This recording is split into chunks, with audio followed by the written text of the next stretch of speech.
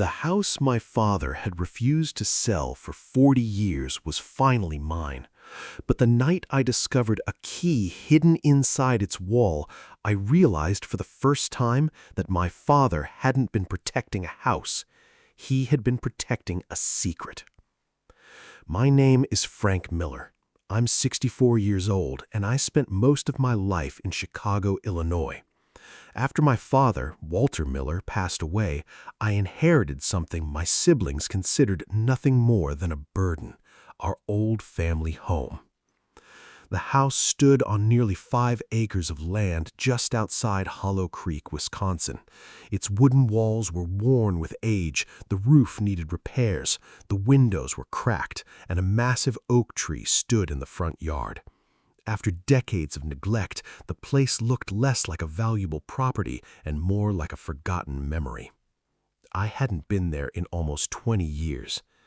My older brother, Michael, and my younger sister, Laura, were already waiting for me when I arrived.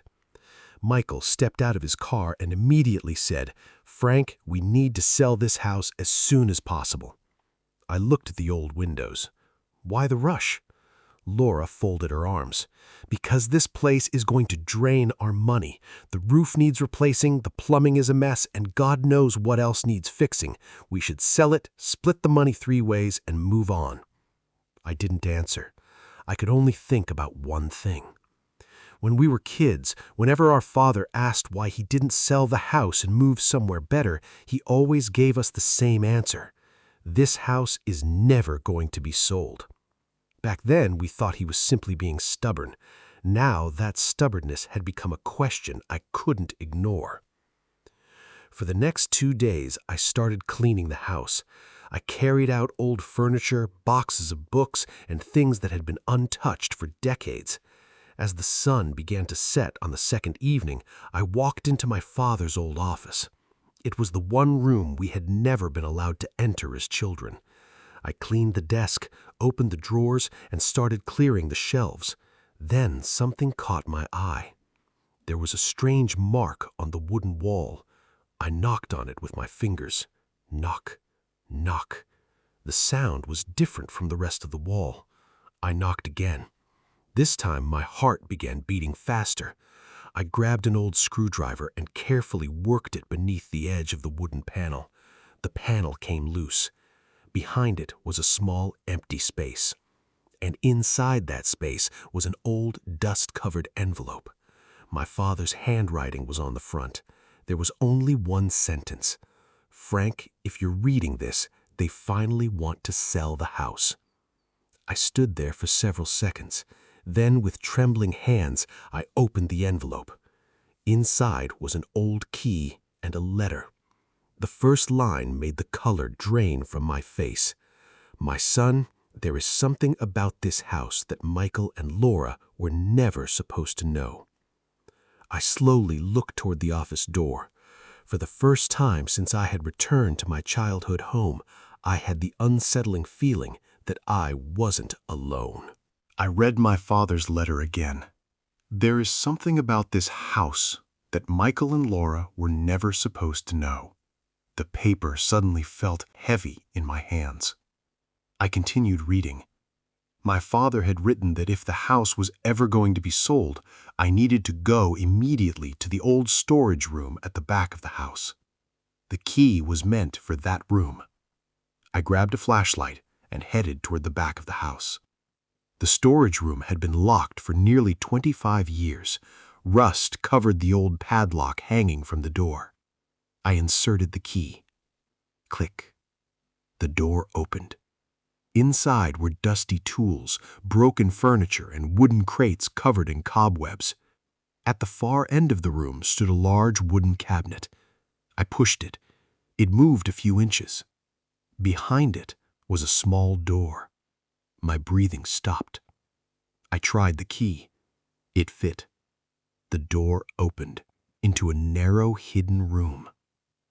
There was no treasure inside, no gold, no money. Only old files, property maps, bank receipts, and dozens of photographs. I picked up one of the files. Across the front were the words, "Miller Family Property Agreement, 1986. I opened it and began reading. For the first time, I discovered that my father had refused to sell a large portion of the property decades earlier. The reason was something none of us had ever known. A natural underground water reserve had been discovered beneath the land. The town had plans to eventually use the property for a public water project. But that wasn't the biggest surprise. According to the documents, the land was now worth several times more than we had imagined. I immediately thought about Michael and Laura. They had been desperate to sell the house. Why? My phone suddenly rang. It was Michael.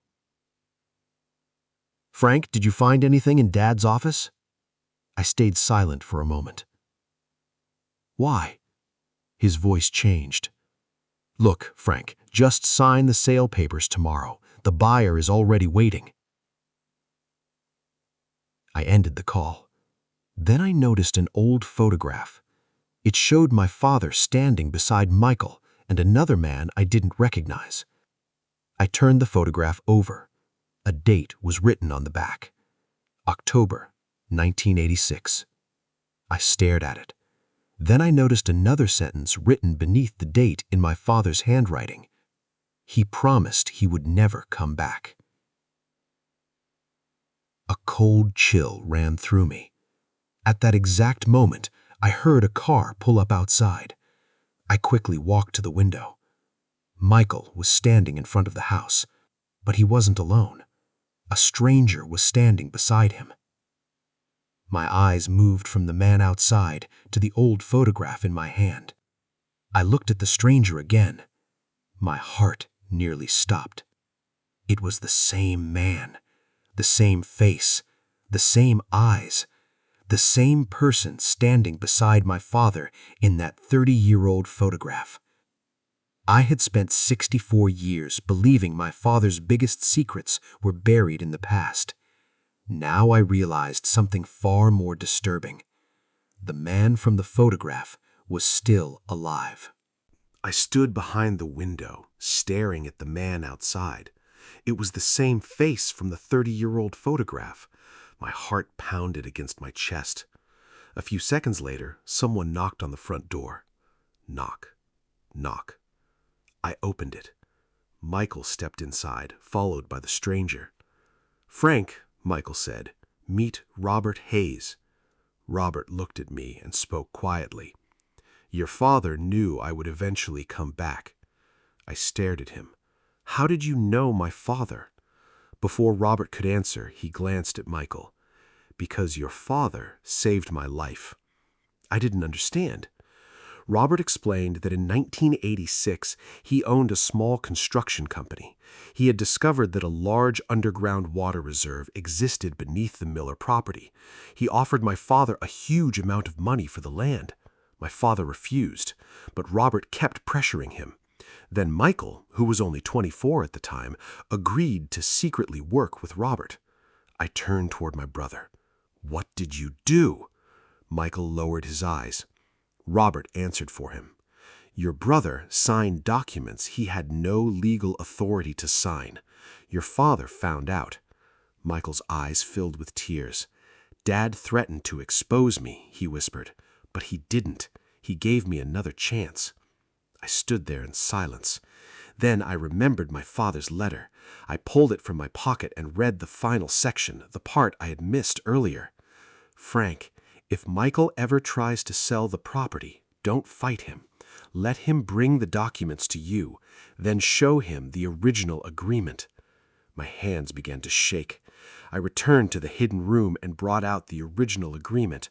I placed it on the table in front of Michael. According to the document, the property did not belong solely to the three of us. Years earlier, my father had created a legal protection preventing most of the land from being sold without either family-wide approval or its use for the public water project. Michael stared at the document. Why would Dad do this? I handed him the letter. He read the final words. "I protected this house because I knew one day my children would fight over money. I wanted the house to outlive the fight." Silence filled the room. Later that evening, Laura arrived. When she learned the truth, she broke down crying. For the first time in years, the three of us sat together and talked, not about money, property, or what the house was worth. We talked about our father. Michael finally admitted that he had been trying to rush the sale because he was drowning in debt. He had convinced himself that selling the property was the only way out, but our father had known this day might come, and he had prepared for it. The next week, we canceled the sale. I decided to restore the old house. The damaged roof was replaced, the windows were repaired, the plumbing was fixed, and the massive oak tree in the front yard remained exactly where it had stood for generations. Michael admitted what he had done and signed a new legal agreement protecting the property. Months later, I sat alone in my father's old office. I stared at the wooden wall where I had found the envelope, and finally I understood. My father had never really been trying to save a house. He had been trying to save his children from each other. I looked out the window at the old house. It was still standing, but now it wasn't just a building. It was my father's final lesson. Some things don't reveal their true value when you sell them. Sometimes their greatest value is found in what you choose to protect.